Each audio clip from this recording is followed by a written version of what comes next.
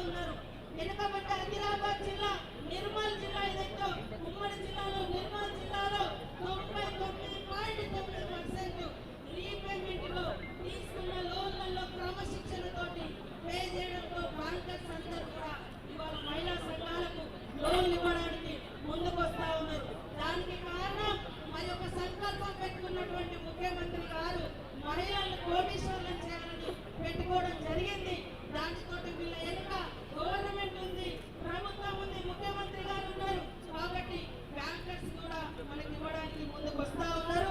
ఖచ్చితంగా ఈ రోజు ఇచ్చేటువంటి చీరల పంపిణీ ఆడవాళ్ళ డిగ్నిటీ మరి వాళ్ళ యొక్క గౌరవాన్ని పెంచడం కోసం ఎక్కడ చూసినా ఈ చీరలో కనబడితే ఇది ప్రభుత్వం ఉన్నారు.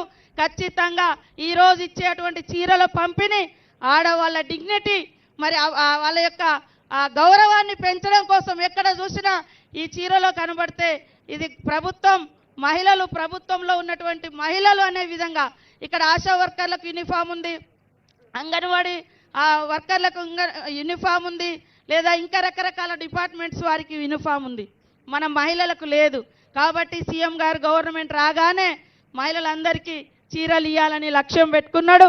గతంలో 60 ఏజ్ దాటితే మరి మహిళా సంఘాలలో అవకాశం లేకుంటుండే, అది కూడా తీసేసి 60 ఏళ్ళు దాటిన వాళ్ళకు కూడా మహిళా సంఘాలలో అవకాశం ఇస్తున్నాం.